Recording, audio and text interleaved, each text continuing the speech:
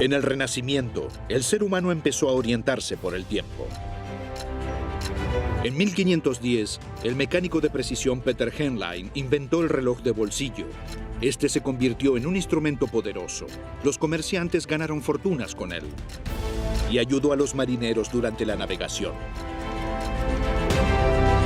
Anteriormente había sido descubierta América y el mundo conocido se triplicó. Los hombres comenzaron a entender la Tierra y surgió un imperio en el que el sol nunca se ponía.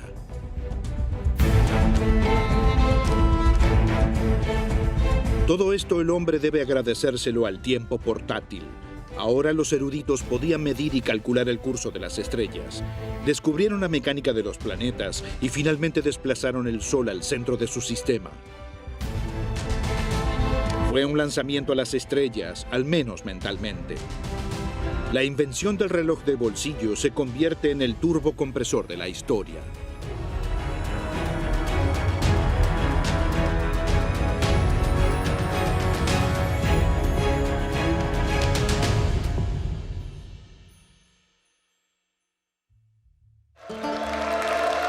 Florencia, 1504. Leonardo da Vinci fue el protagonista de una época conocida como el Renacimiento, en la que se crearía la pintura más famosa de todos los tiempos. La Mona Lisa. La misteriosa belleza con una sonrisa inimitable. Presumiblemente el retrato de la florentina Lisa del Giocondo, esposa de un comerciante florentino de telas y seda. Se dice que Leonardo durante años no había completado la pintura. El artista da Vinci reñía siempre con sus obras, nunca estaba satisfecho con ellas y siempre intentaba mejorarlas. El Papa León X dijo sobre Leonardo: "Este hombre nunca terminará nada". Se equivocaría. Leonardo polarizaba. Fue descrito como presumido, como exageradamente vanidoso, un narcisista que no ocultaba su homosexualidad, en una época en que los homosexuales eran castigados con la muerte en la hoguera. Leonardo da Vinci es considerado el mayor genio universal de todos los tiempos. La estrella del Renacimiento fue mucho más que solo un artista. Fue arquitecto, anatomista, escultor, inconformista, matemático, inventor y artista.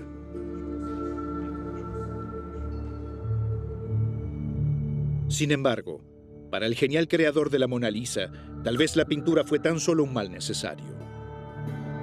Solo 15 pinturas se atribuyen hoy en día a Leonardo da Vinci. La mayoría se perdió porque siempre experimentaba con nuevas combinaciones de colores, muchas de las cuales se descomponían con el tiempo. Inventar estaba para él en primer lugar, antes que pintar. Tal vez Leonardo, en lo que respecta a su deseo más íntimo, era un buscador, un investigador, que siempre estaba interesado en nuevos secretos, como un pintor que, con esmero, pincelada por pincelada, hubiese querido mantener su oficio día tras día. Sabemos bien que durante días solo hacía una pequeña corrección en el lienzo, que no está constantemente frente al lienzo. Eso ya podemos imaginarlo. Y puede ser que solo pintara para ganarse la vida. Sus cuadros no eran muy demandados. Estaban extraordinariamente bien ejecutados, algunos, al menos los pocos que fueron completados y conservados. Puede ser que, con arte, se ganara el pan para el día a día, para tener la libertad de continuar su investigación científica. En el siglo XV, en Italia se libraban numerosas pequeñas guerras. En 1405, Venecia venció a Padua. Florencia conquistó Pisa. Los napolitanos arremetieron contra Roma en 1413. En 1440, Florencia se enfrentó a Nápoles y Venecia. Las ciudades italianas tenían un apetito insaciable unas por otras. Sin embargo, sus eternas luchas estimularon el progreso. La guerra como promotora de las artes. La guerra no solo tuvo efectos negativos en el Renacimiento. Aseguró poner en movimiento los enormes flujos de capital. Son los condottieri, los empresarios bélicos, los que a menudo están asentados en sus pequeños centros y luchan las guerras de los poderosos por bastante dinero, es decir, dinero de Florencia, de Milán, de Nápoles, de Roma, de Venecia a la provincia. Y cuando viajamos a Italia y disfrutamos de la diversidad de estas pequeñas ciudades, entonces tenemos una idea de lo que significó entonces hacer oro a partir de la guerra, del hierro y arte a partir de ese oro.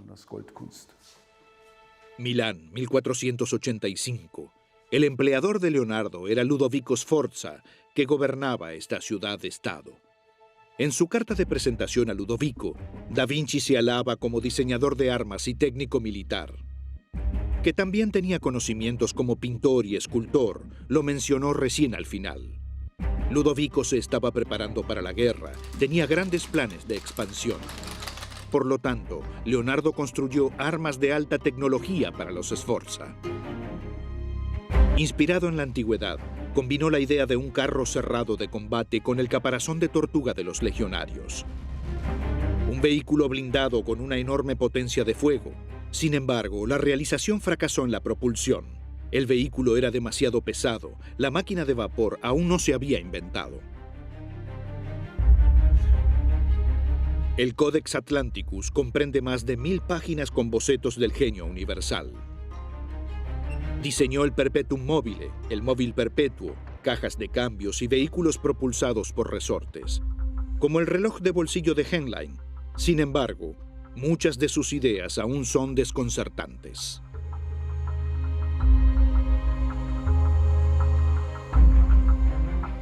Algunos ven en sus engranajes una calculadora. Para sus adversarios, esta interpretación va demasiado lejos. En el Renacimiento todavía no había posibilidad de realizar engranajes mecánicos. Leonardo lo sabía, así que se elevó a un nivel teórico de planificación. Eso era algo nuevo. La preferencia de Leonardo por la mecánica correspondía al espíritu de la época, porque muchas personas multifacéticas como él buscaban los motores que ponían en movimiento al hombre, a la Tierra, al universo.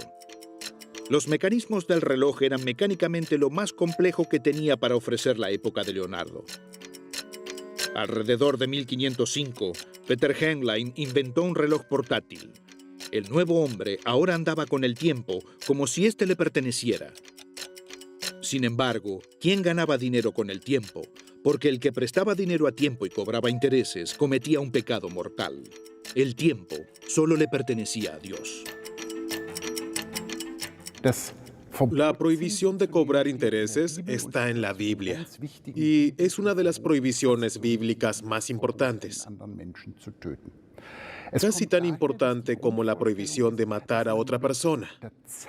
Es por esto que uno tiene la idea básica de que el tiempo le pertenece a Dios y que, como ser humano, uno no puede tener ninguna ganancia. A fines de la Edad Media y el Renacimiento, la economía desempeña un papel muy importante. En la economía, el dinero debe hacerse disponible.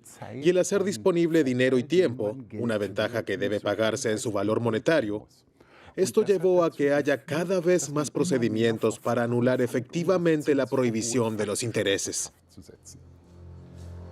Los decretos imperiales del siglo XVI ahora también permitían a los inversionistas cristianos cobrar intereses sobre el dinero prestado. El importe se limitó al 5%. Hasta entonces, el negocio de los préstamos estaba solo en manos de los prestamistas judíos. Ahora esto cambiaba.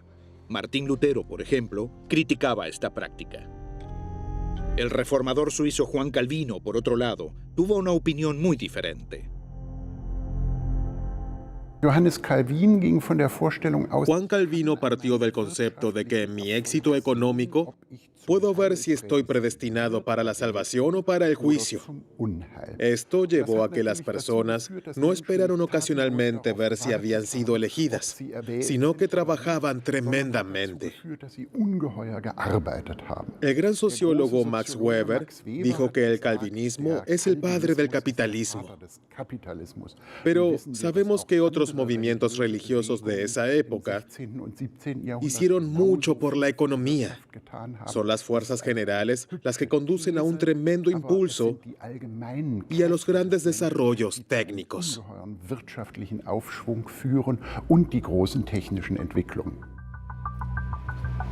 La ciudad de Zúrich ya estableció oficinas de cambio oficiales alrededor de 1419.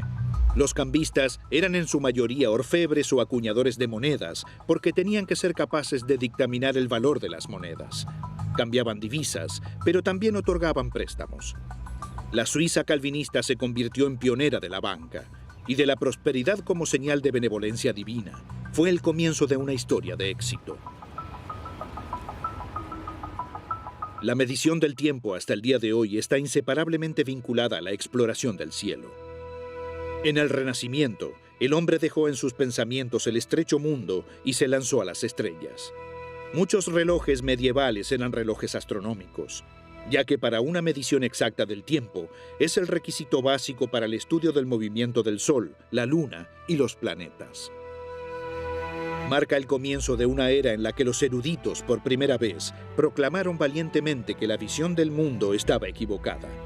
El Sol no gira alrededor de la Tierra y el planeta humano no es el centro del mundo.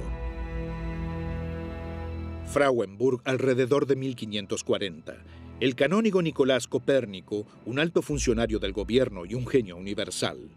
Era médico, graduado en Derecho, matemático, pero también un economista que había escrito un trabajo muy notorio sobre la teoría monetaria. Sin embargo, su pasión personal era la astronomía. Sus observaciones y cálculos astronómicos contradecían el modelo generalmente aceptado del antiguo erudito Claudio Ptolomeo, a saber, que la Tierra se encontraba en el centro del sistema solar. Esta visión geocéntrica del mundo enseñaba también a la Iglesia. Copérnico veía el Sol en el centro del sistema, y aunque trabajó durante 30 años en su modelo, no lo publica. Amigos y confidentes, incluidos altos clérigos, trataron de persuadirlo para que publicara su trabajo, sin éxito. De hecho, Copérnico tenía miedo de publicar su tesis porque temía hacer el ridículo. La gente educada ya sabía que la Tierra no era un disco, sino que era una esfera, pero solo con la cosmovisión de Copérnico. La esfera tiene un movimiento, gira alrededor de su propio eje y a gran velocidad alrededor del Sol. La gente pensó que eso traería consecuencias que no podríamos controlar. A la Tierra la golpearía un fuerte viento en contra y las cosas tendrían que caer oblicuamente. A esto se le sumaría el aspecto teológico. Martín Lutero le reprochó a Copérnico que ya estaría escrito en la Biblia que el Sol gira alrededor de la Tierra. Y eso hizo que Copérnico temiera siquiera publicar su tesis. Martín Lutero lo llamó loco. El modelo de Copérnico no fue descartado tanto por herético, sino por producto de la imaginación. Recién 70 años después de su muerte, las observaciones de Galileo Galilei proporcionaron argumentos convincentes. La prueba física, sin embargo, se deberían esperar otros 300 años. Nicolás Copérnico proporcionó el modelo astronómico básico de nuestro sistema solar y refutó el antiguo erudito Ptolomeo. Tan solo eso ya fue revolucionario. La Tierra fue sacada del centro del mundo y clasificada como un simple planeta que orbita alrededor del Sol junto a otros.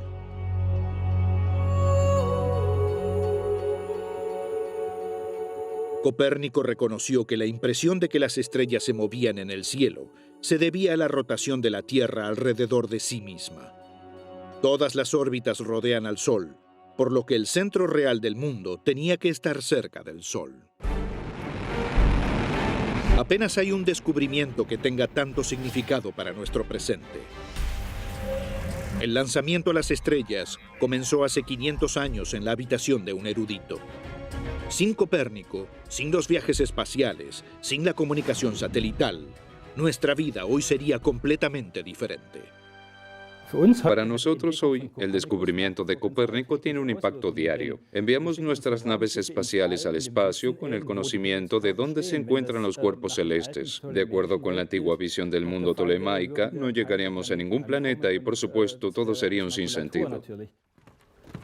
Recién la vara de Jacob hizo posible usar cálculos astronómicos para determinar la latitud de un lugar en el mar. Un gran avance para la navegación. Posibilitó la navegación en alta mar sin puntos de referencia.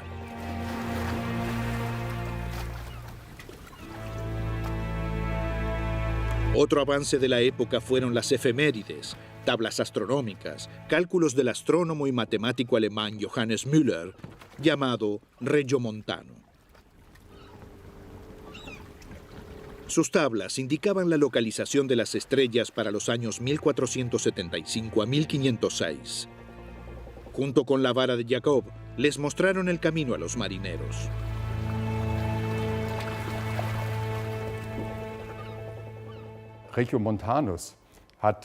Regiomontano dio a conocer la trigonometría en ese tiempo. Distribuyó su obra por su cuenta con la nueva técnica de impresión inventada por Gutenberg. Las funciones trigonométricas sirven para cada solución, para todo destinatario en cualquier momento. Los métodos de trigonometría son la clave para nuevos caminos. La búsqueda de nuevas rutas comerciales llevó también a los exploradores hacia nuevos destinos. En términos modernos, buscaban maximizar el beneficio. A los hombres del Renacimiento los impulsaban preguntas completamente nuevas. ¿Qué hay más allá de las fronteras del mundo conocido y cómo llegó allí? Los comerciantes europeos reconocieron que sería más beneficioso llevar grandes cantidades de pimienta, canela y seda a Europa a través de las rutas de transporte portuguesas, en lugar de transportarlas en pequeñas unidades por la ruta terrestre controlada por Venecia. Así cayó el monopolio de las especias de los venecianos. Muchas casas comerciales del Renacimiento invirtieron en el transporte naval. Portugal y España se convirtieron en las principales naciones comerciales. Am Anfang waren die Kaufleute. Als Kaufmann wollen Sie Primero fueron los comerciantes. Como comerciantes, querían adquirir productos exóticos interesantes y venderlos de la manera más rentable posible. Estos están en el Mediterráneo y especialmente en el lejano Oriente. Y de este modo, partieron mercaderes como Marco Polo, seguidos por los misioneros y a veces por los guerreros. Y luego vienen los pensadores, los investigadores, siempre esperando superar sus propios horizontes.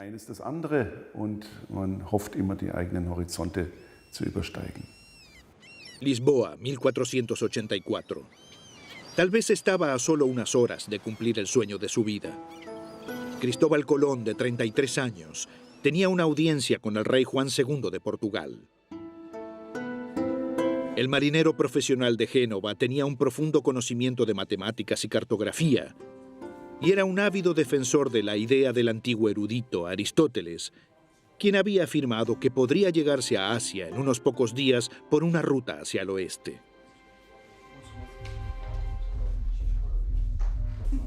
Los antiguos eruditos estimaban que Europa y Asia ocupaban la mitad de la anchura de la Tierra. Colón creía incluso que Eurasia era mucho más grande. De hecho, solo cubre alrededor de un tercio de la extensión terrestre. Colón imaginaba el mundo mucho más pequeño de lo que realmente es, en concreto, menos de la mitad de su tamaño. Creía que la ruta occidental a China e India tendría 4.500 kilómetros de longitud, un gran desafío para Colón y su tripulación.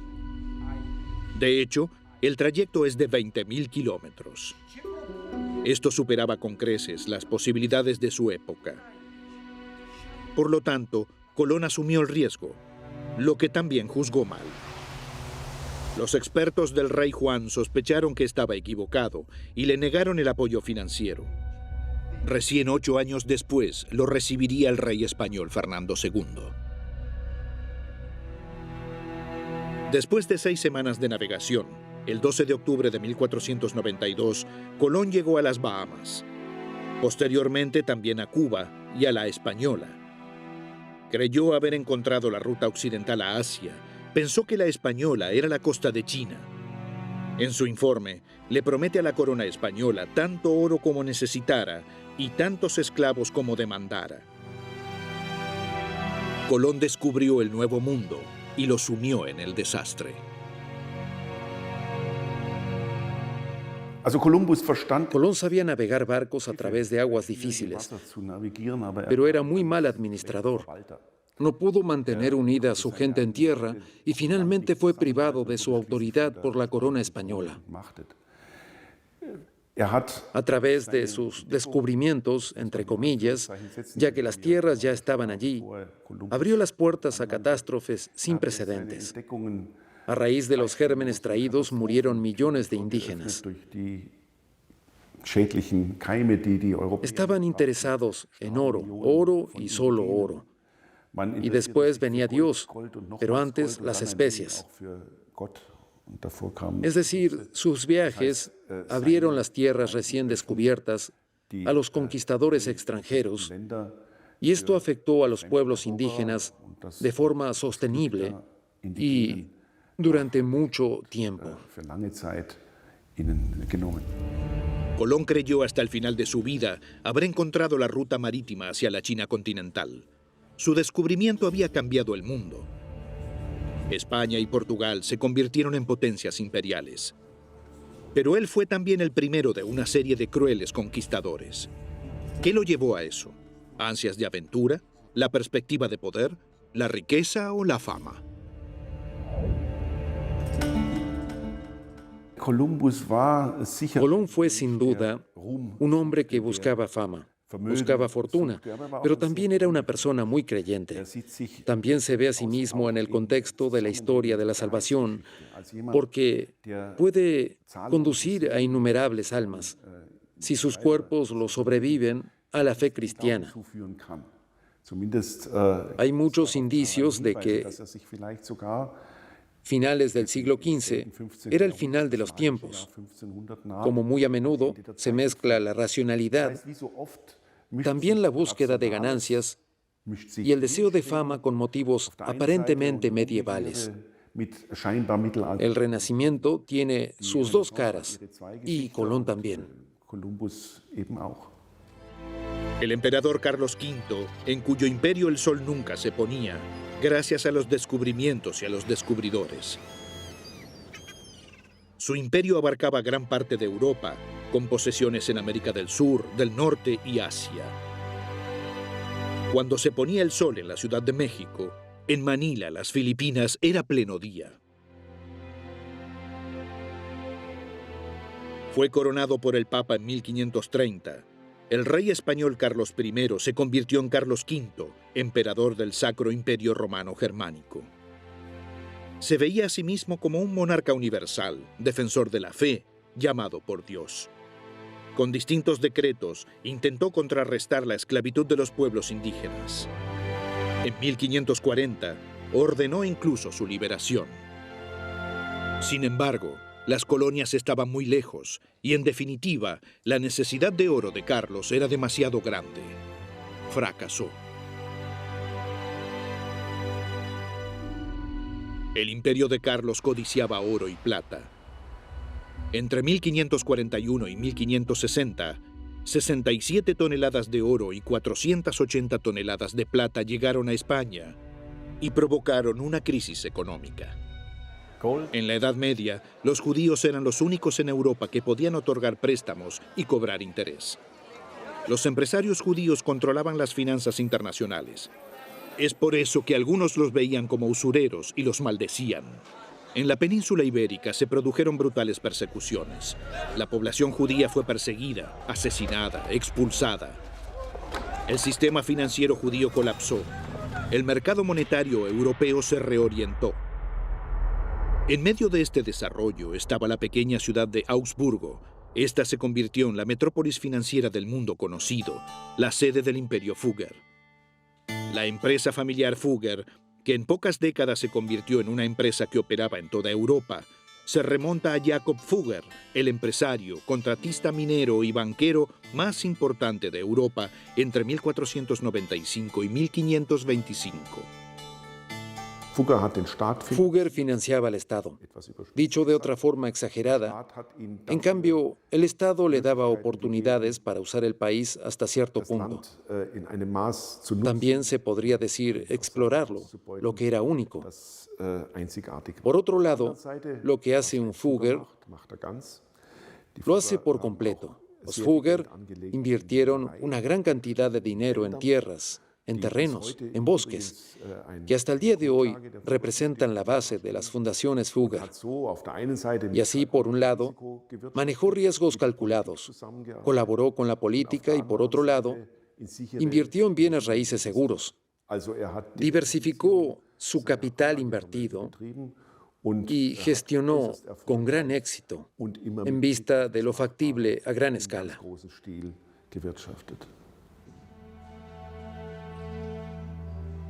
Fugger, piadoso y uno de los hombres más poderosos de su tiempo, aspiraba a un título nobiliario. Con un pie aún en la Edad Media, Fugger fue, no obstante, un gerente de carácter moderno.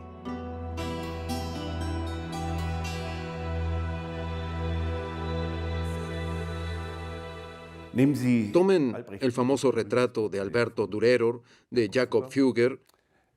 Pónganle a este hombre un traje color gris, quítenle la cofia dorada y tendrán un CEO de nuestro tiempo. Era un gerente calculador, increíblemente eficiente, pero también era un cristiano compungido. Y la mejor evidencia de ello es que construyó un asentamiento completo, una pequeña ciudad para los pobres en su ciudad natal de Augsburgo, el famoso barrio de Bugheri, 1516. Un creso, un economista exitoso. Saldó sus cuentas con Dios. Invirtió en su salvación. Ese es el otro lado que desempeñó un gran papel. Fugger actuaba a nivel mundial. Les otorgaba préstamos a príncipes o a la iglesia y a cambio negociaba derechos mineros, privilegios comerciales y tierras. Las ganancias de esto eran mucho más altas a mediano plazo que los costos del crédito. También un producto del Renacimiento, el actor global. Sin embargo, Fugger combinó la capacidad empresarial con el compromiso social. En 1521 fundó el barrio Fuggerei, una cápsula del tiempo del Renacimiento en medio de Augsburgo. El barrio Fuggerei es la urbanización social más antigua de la historia y todavía se utiliza como tal. Actualmente, en las 67 casas del complejo de casas adosadas, viven 150 ciudadanos católicos de Augsburgo. Las condiciones para vivir allí siguen siendo las mismas que en el momento de su fundación. Quien quiera vivir en el barrio Fuggerei debe ser de Augsburgo, católico y tener un buen nivel educativo. Y aún hoy son mantenidos de los activos de la fundación de Jakob Fugger, una transacción financiera realizada en el Renacimiento vigente hasta el día de hoy. Sin cambios, incluso en la renta anual, aún sigue siendo un florín renano, que es el equivalente a 88 centavos de euro. En comparación con las comodidades de la mayoría de las personas del Renacimiento, las viviendas del barrio Fuggerei son absolutamente lujosas.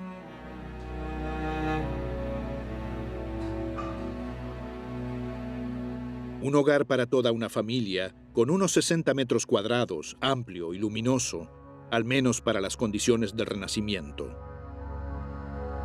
Además de la renta simbólica, Jakob Fugger puso otra condición a los habitantes del barrio Fuggerei: la oración regular.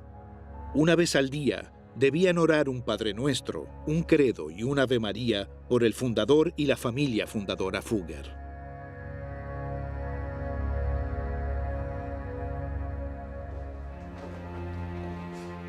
Las oraciones por él y los suyos le allanarían el camino al paraíso. Eso se creía en la Edad Media. Otra inversión para su salvación fue la construcción de la Capilla Fugger, sepulcro de la dinastía y una declaración representativa de su importancia social. Jakob Fugger contrató a importantes artistas, sobre todo Alberto Durero, quien diseñó las lápidas para los hermanos de Jakob, Georg y Ulrich.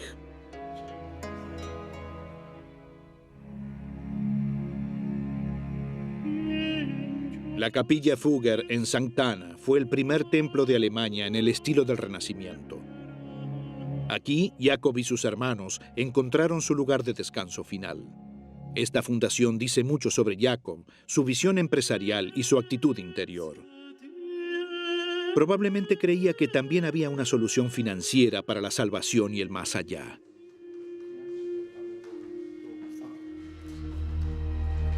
Jakob Fugger, cristiano piadoso y genio financiero, y uno de los hombres más ricos de su tiempo.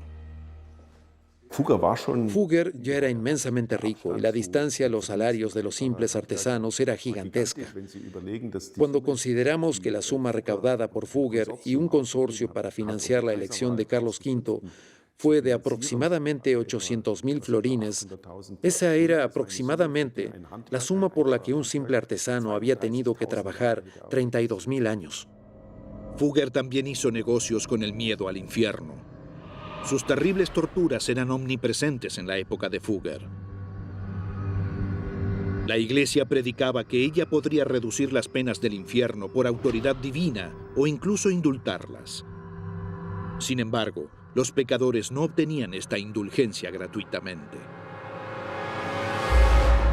Si el dinero suena en la caja, el alma salta fuera del fuego. Era el eslogan de ventas del monje dominicano Johann Tetzel. Uno de los vendedores de indulgencias más infames ofrecía incluso indulgencias por blasfemia y asesinato. En el otoño de 1511, el monje agustino Martín Lutero, de 28 años, se encontraba en Roma. Él también buscaba la indulgencia. De rodillas, subió la escalera santa en el Palacio de Letrán para obtener el perdón de los pecados y para liberar a sus familiares fallecidos del purgatorio. Desde la época del emperador Constantino, el Palacio de Letrán fue la sede oficial de los papas. El Palacio de Letrán, construido por el Papa Sixto V, una construcción renacentista del siglo XVI, y la máquina de dinero de los papas renacentistas fue el comercio de indulgencias. Cuando hablamos de los papas del Renacimiento, a menudo escuchamos historias terribles y tenemos la impresión de que ellos desencadenaron la reforma con su comportamiento amoral. Esa es una imagen muy unilateral. Eran modernizadores, eran hombres del Renacimiento, eran príncipes que, de acuerdo con los estándares europeos de ese momento, gestionaban una corte. En 1508, el Papa Julio II le encargó a Miguel Ángel Buonarroti, de 33 años, los frescos de la Capilla Sixtina. Sin embargo, Miguel Ángel no quiso. La pintura no habría sido su fuerte, se veía sobre todo como escultor. No obstante, Giulio, más bien un guerrero que un hombre de Dios, se impuso. Miguel Ángel solicitó libertad artística. «Haz lo que quieras», respondió Giulio. Un fresco de 520 metros cuadrados para ser pintado de cabeza. Un tormento y un trabajo titánico al mismo tiempo.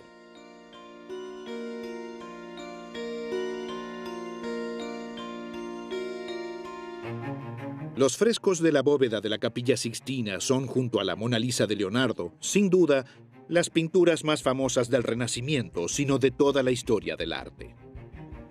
Y la interpretación de la creación de Adán, la obra de arte más reproducida del mundo. Un Dios que se aproxima a los seres humanos como una tormenta.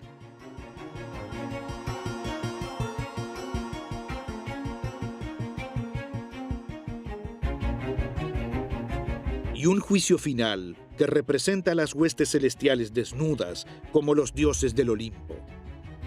La valerosa obra de un grande, pero posible solo a través de su mecenas papal. No tendríamos la iglesia de San Pedro, no tendríamos el maravilloso arte en Roma, no tendríamos muchas piezas musicales si no hubiesen existido esos papas del Renacimiento. Los papas renacentistas son como toda la ambivalencia moderna. Tienen rasgos admirables y hermosos y, por supuesto, se comportaron como príncipes, como el príncipe Maquiavelo, de manera libre y soberana, y en ocasiones dejaron de lado sus deberes eclesiásticos o incluso los olvidaron. El Papa Giulio II, il terribile, el terrible, lo llamaron los romanos. El maestro mayor de obras a su lado, Donato Bramante, llamado maestro Rovinante, maestro de la destrucción. Este dúo dejó su marca en Roma.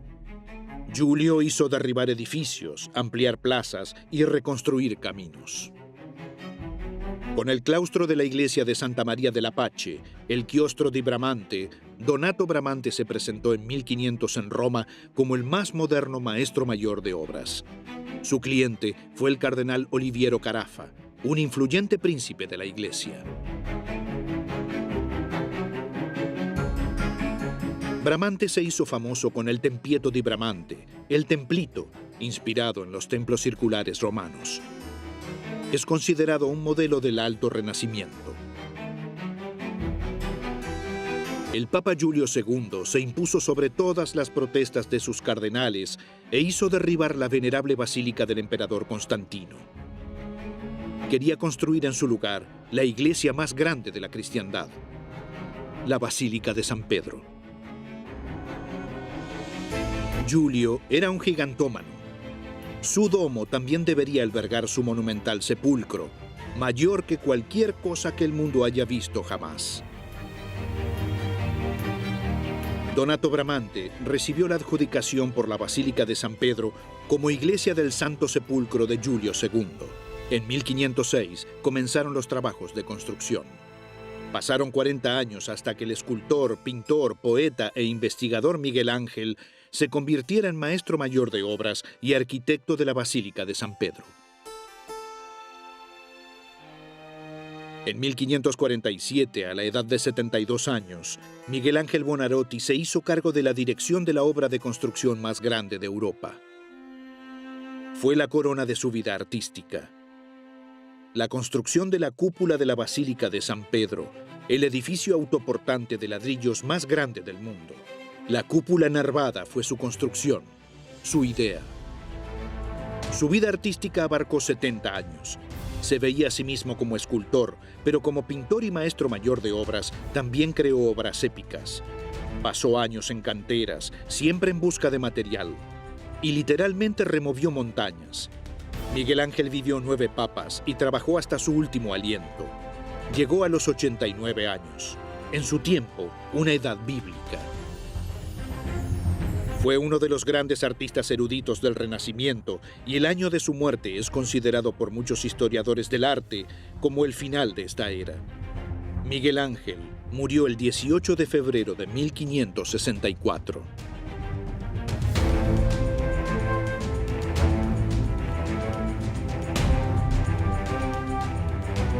Sin embargo, esta obra maestra del renacentismo también fue financiada por el miedo, el temor de los cristianos al castigo del infierno. Fue el Papa León X quien promovió el comercio de indulgencias para financiar el nuevo edificio. Martín Lutero se horrorizó ante la decadencia moral que experimentó en Roma. El viaje a Roma es considerado como su experiencia clave y fue mencionado repetidamente por el propio Lutero en escritos y discursos posteriores. Lutero denunció el comercio de indulgencias. Las indulgencias se convirtieron en sinónimo de la decadencia, la codicia de la Iglesia y de sus papas, y la chispa inicial de un evento que pasaría a la historia como la Reforma. Un monje insignificante desafió al emperador y al papa y dividió a la Iglesia.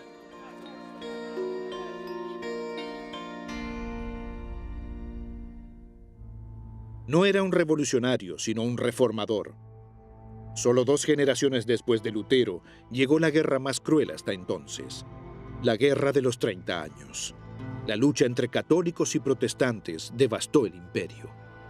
En 95 tesis, Martín Lutero condenó la práctica de las indulgencias y en público. En el lapso de unos pocos meses, aparecieron más de 80 escritos individuales y colecciones literarias de Lutero en más de 600 ediciones. Lutero se convirtió en una estrella de los medios, y la impresión de libros, el primer medio masivo de la humanidad.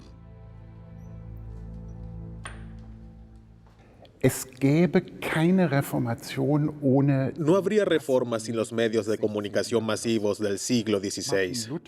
Martín Lutero escribió tesis sobre un problema teológico relativamente arbitrario, la indulgencia. Pero estas tesis en pocas semanas se difundieron y se leyeron en prácticamente todo el sur de Alemania. Fue la imprenta, fueron los volantes y pequeños folletos que circularon por todo el imperio y más allá. Y movilizaron a las personas. Leían en voz alta y discutían sobre lo que habían leído con las personas que no sabían leer. ¿Cómo funciona el hombre? ¿Qué lo impulsa?